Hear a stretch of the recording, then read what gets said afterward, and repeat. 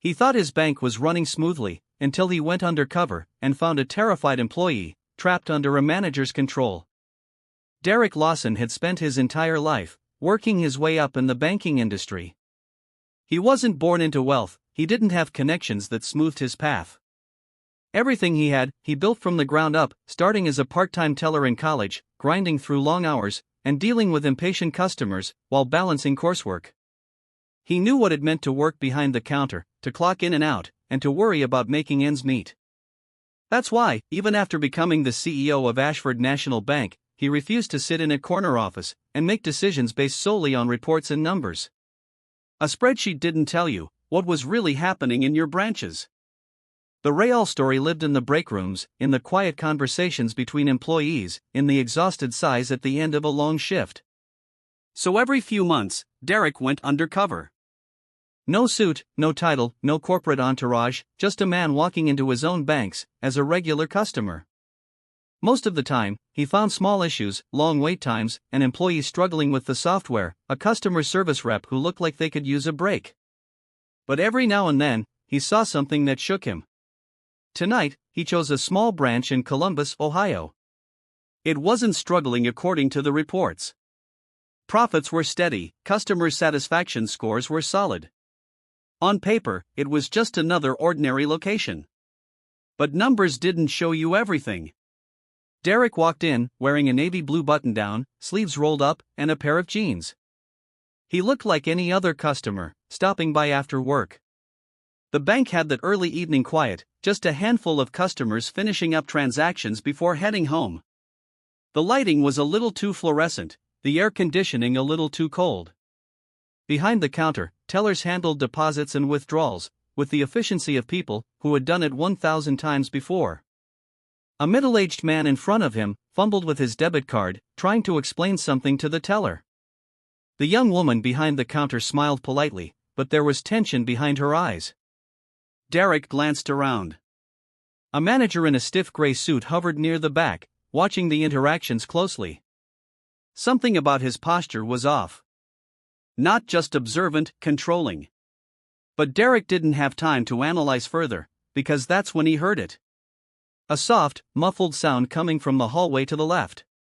He barely noticed it at first, but, when the customer in front of him finally moved along, the sound became clearer. Someone was crying. Not loud, not dramatic, a quiet, stifled sob. The kind you let out when you're trying not to break. Derek turned slightly, following the sound with his eyes. The break room door was slightly ajar, and inside he caught a glimpse of a young woman, her head bowed, fingers gripping the edge of the table, like she was trying to keep herself together. Another employee stood beside her, speaking in hushed tones. Derek didn't know her, but the look on her face hit him like a punch to the gut. Something was very wrong. But the question was, what? And that's when Derek decided he wasn't leaving until he found out. Derek stood in line, his body still facing the counter, but his mind was elsewhere. The crying, it wasn't just frustration, it was pain. He knew the difference. He had seen employees overwhelmed by busy days, or irritated by difficult customers, but this was something deeper. His instincts told him to walk over, ask if she was okay, but he wasn't Derek Lawson, CEO. In this moment, he was just another customer, a stranger. Instead, he listened. The other employee, a young man, maybe mid-20s, kept his voice low, trying to console her. Derek caught fragments. Jasmine, you can't let him, he doesn't own you. Jasmine. That was her name. Her response was nearly a whisper, but Derek picked up the defeat in her tone.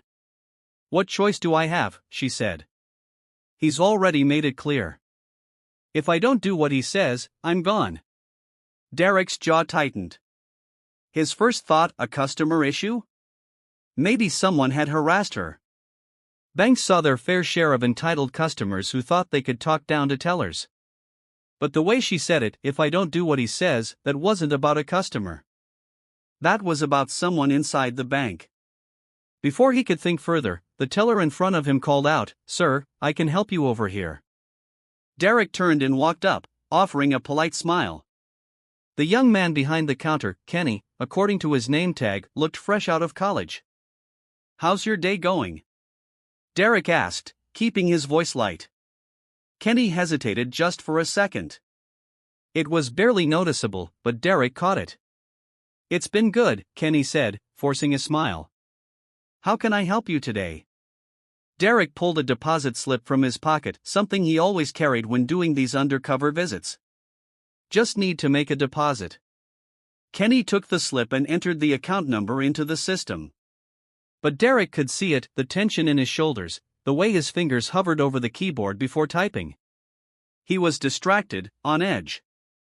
Derek glanced at the manager near the back of the bank, the one with the stiff posture and the constant surveillance. His gaze flickered toward the break room, just for a second. Kenny must have noticed Derek looking, because he suddenly spoke up, lowering his voice. Do you work in banking? Derek raised an eyebrow. What makes you ask? Kenny hesitated, then shrugged. You just seem like you've been in a branch before. Derek smiled.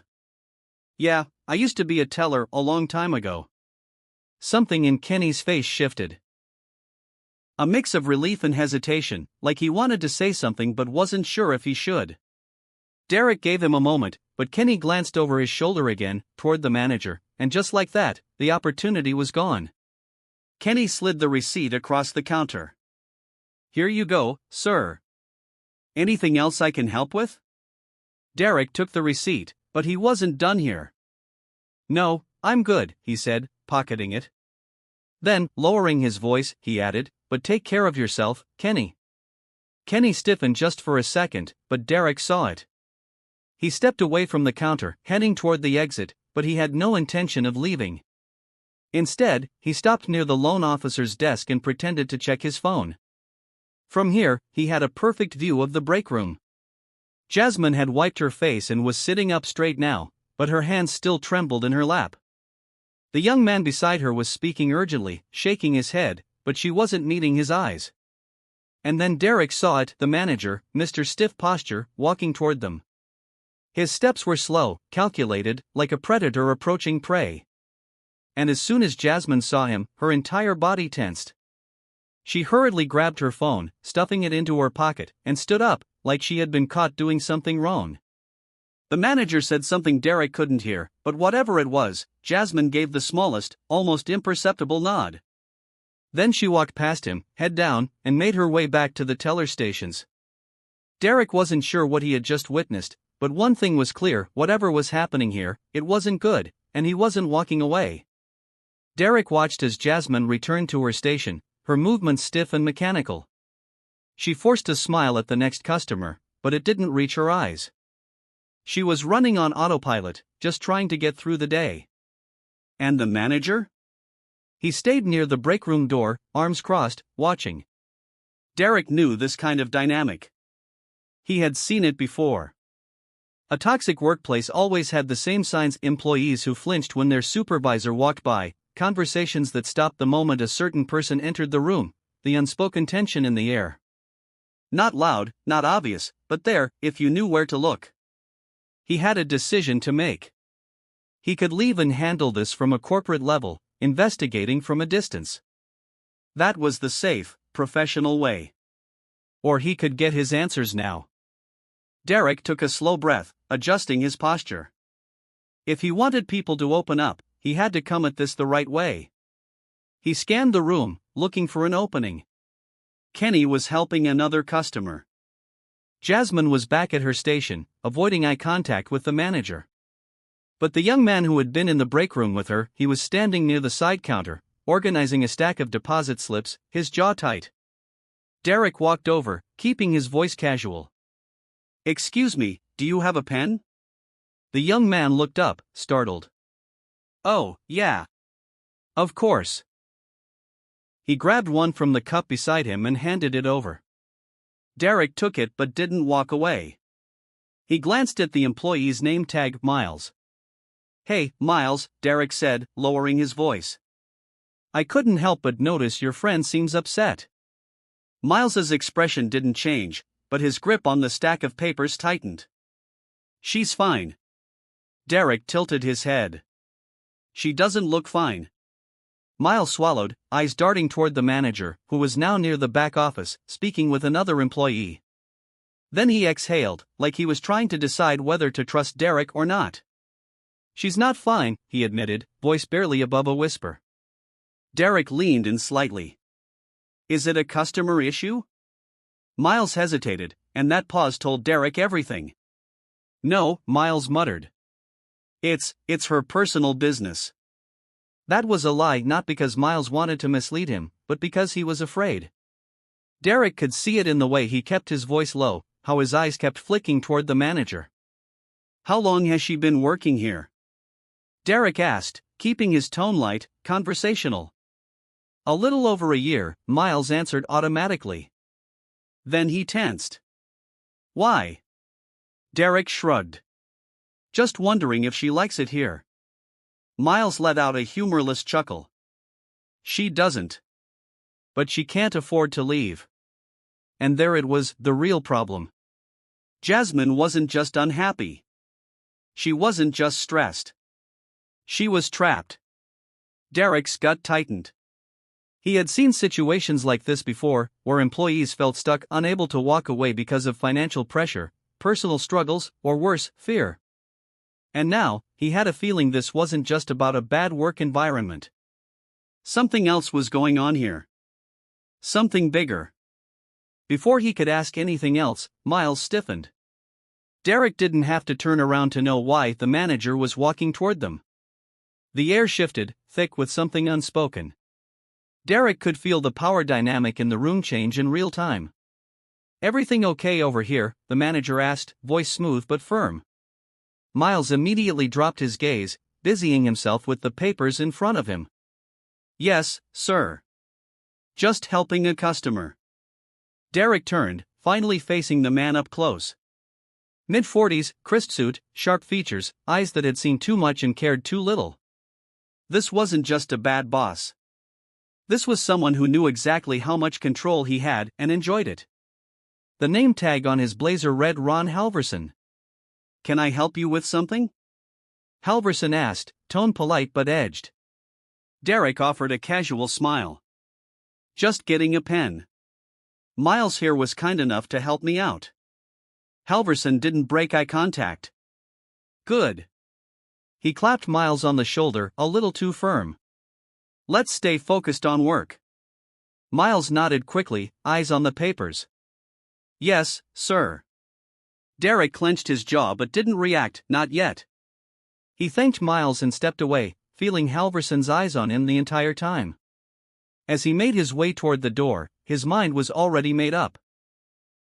He wasn't leaving, not until he found out exactly what was happening in this bank. Derek stepped outside, letting the evening air cool his frustration. But he wasn't leaving, not yet.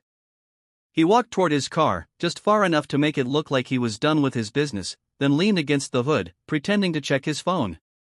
In reality, he was thinking hard. Something wasn't adding up. Jasmine was terrified. Miles was hesitant.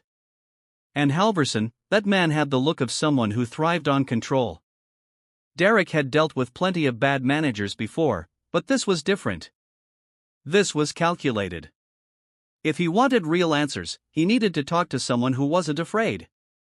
And then, as if the universe was working in his favor, Kenny stepped outside. The young teller from earlier was standing near the side entrance, scrolling through his phone, probably on a break. Derek made his move. He walked up casually, hands in his pockets. "Long day?" Kenny looked up, startled, then relaxed when he recognized him. "Yeah. Fridays are always busy." Derek nodded. "Mind if I ask you something?" Kenny hesitated, but shrugged. "Sure." Derek kept his voice light. "Your branch manager, Halverson. What's he like?" Kenny's expression darkened. It was quick, just a flicker, but Derek caught it.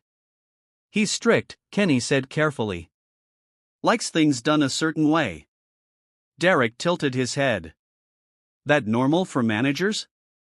Kenny exhaled, looking around as if checking for eavesdroppers. Then he lowered his voice. "He's not just strict. He's..." Kenny struggled for the right word.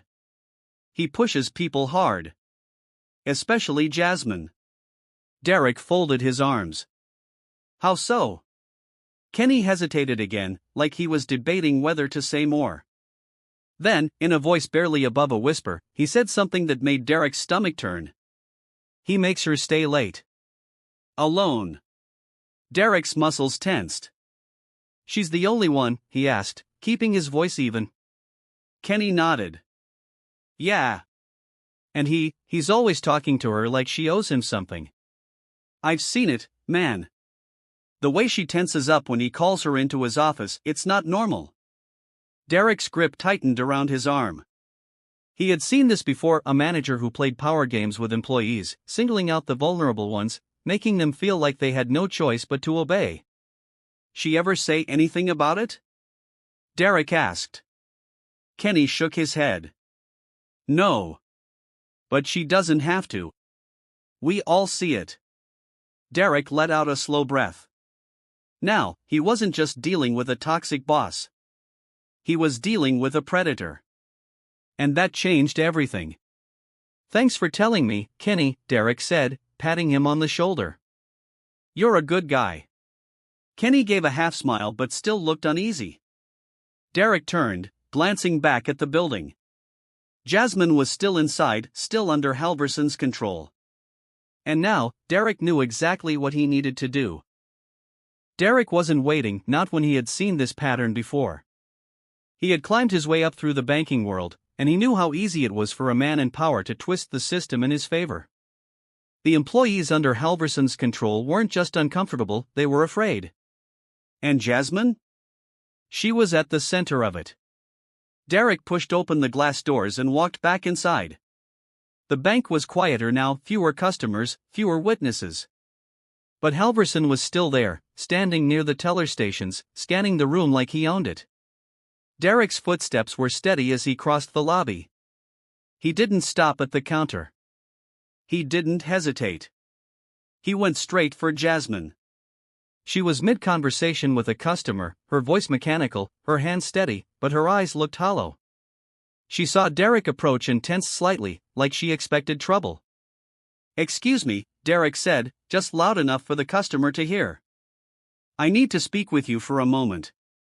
Jasmine blinked, confused. I'm with a customer, sir. The older woman in front of her gave Derek a sharp look. She's helping me right now. You can wait. But Derek kept his eyes on Jasmine. It's important. And she knew. She swallowed, apologized to the customer, and stepped away from the counter. Halverson noticed immediately. Derek saw him straighten, his eyes narrowing. He didn't like losing control. Jasmine led Derek a few steps away, fidgeting with the edge of her blazer. What can I help you with, sir? Derek took a slow breath. Now was the moment. I know what's happening, he said, keeping his voice low. You don't have to say anything. I just need you to know you're not alone. Jasmine flinched. For a second, just a second, she looked like she might break. But she didn't. She shook her head, smiling tightly. I don't know what you mean. Derek wasn't giving up. Halverson. The late shifts. The way he treats you. I know it's not okay. Jasmine's fingers curled into fists. Fear. That's what this was. And fear meant she thought there were no options left. I can't, she whispered. You can, Derek said firmly. And you will, because I promise you he's not untouchable. That's when Halverson walked over. Is there a problem here? He asked smoothly, eyes flicking between them. Derek turned to him, keeping his expression neutral. Just having a conversation. Halverson's smile didn't reach his eyes. Well, Jasmine has a job to do. She doesn't have time for private discussions. Jasmine froze at the word private. Derek didn't miss it. Actually, Derek said, I think we should have a conversation right now. Halverson's smirk faltered. Excuse me? Derek didn't respond. Instead, he reached into his pocket and pulled out his wallet. He flipped it open, revealing his executive ID badge from Ashford National Bank. Jasmine gasped. Miles, from across the room, stared in shock. Halverson's face went completely blank. "My name is Derek Lawson," he said, voice steady. "CEO of this bank. And you and I need to talk." The entire room fell silent. Halverson blinked rapidly, his mouth opening, then closing. For the first time, he looked nervous. "Sir, I didn't realize." "No," Derek said. "You didn't. And that's the problem, isn't it?" Jasmine took a shaky breath, looking between them as if still processing what was happening. Derek turned to her, his voice gentle. "You're safe now." And this time, she believed him. The silence stretched for what felt like forever. Jasmine stood frozen, her breath uneven. Miles, Kenny, and the rest of the employees had stopped what they were doing, their eyes flicking between Derek and Halverson. Customers whispered among themselves, sensing something bigger than an ordinary work dispute. But Derek didn't break eye contact with Halverson. "You and I need to talk." "In your office," Derek said, his voice steady but firm. Halverson opened his mouth, then shut it. He was scrambling, calculating how much trouble he was actually in. Sir, Halverson stammered. "I assure you, there's been a misunderstanding. If you'd just give me a moment to." Derek didn't move, didn't blink. "Your office. Now." Halverson swallowed hard, his confidence cracking. He turned stiffly and led the way toward his office. Derek followed, but before stepping inside, he turned back to Jasmine. "Stay here," he said gently. "This won't take long." Jasmine barely nodded, her hands trembling at her sides. Derek stepped inside the office and closed the door behind him. Halverson took a seat at his desk, trying to pull himself together. He let out a forced chuckle, shaking his head. "I have to say, sir, I didn't expect to see you here tonight.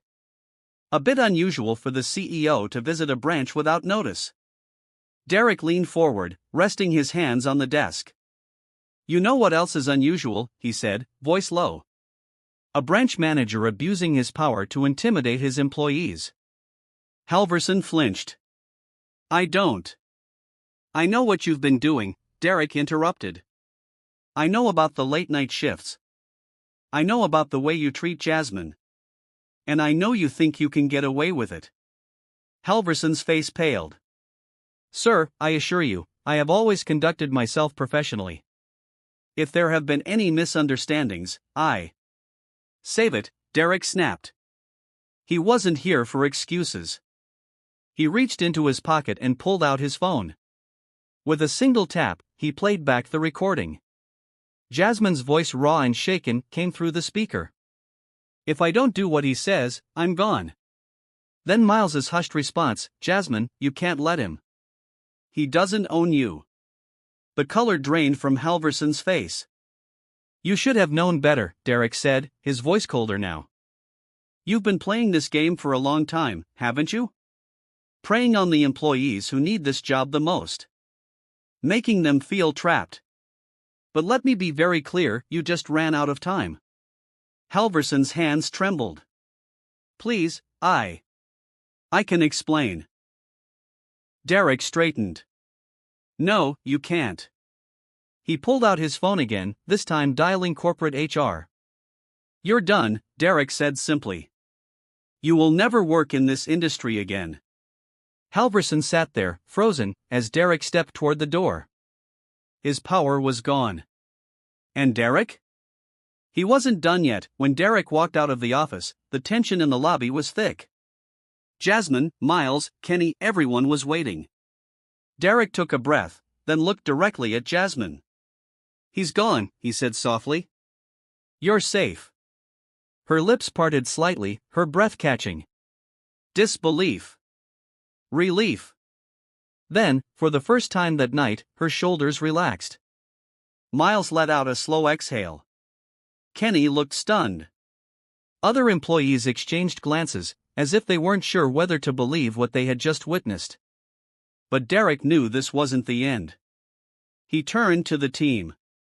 "You've all been working under someone who didn't deserve his position. That changes now."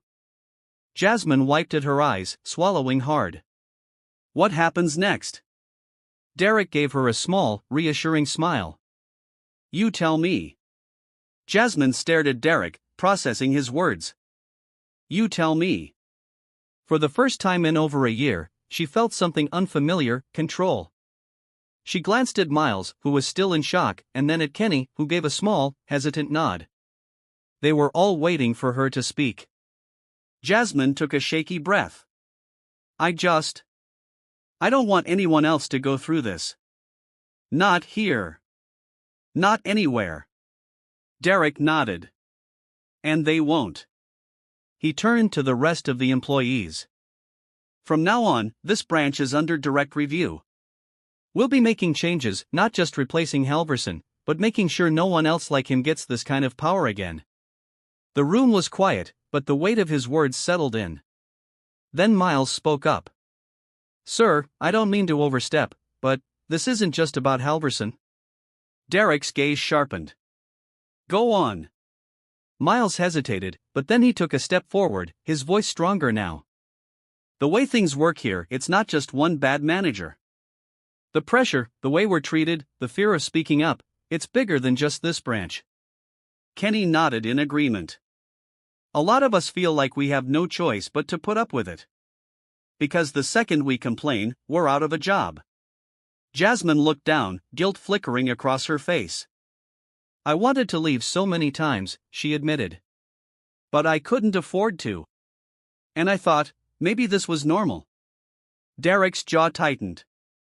This was why he went undercover, not because of numbers, not because of performance reviews, but because the real problems were the ones hidden beneath the surface. He took a deep breath. "This stops today." Everyone watched him, waiting for what came next. "I don't just want to fix this branch," Derek said. "I want to fix the system. And I'll need your help to do that. That means transparency. That means trust. That means if something is wrong, you speak up." Jasmine still looked uncertain. "And if we do, will anyone actually listen?" Derek met her eyes. "I will." Jasmine studied him for a long moment. Then, finally, she nodded. For the first time that night, she looked like she believed it.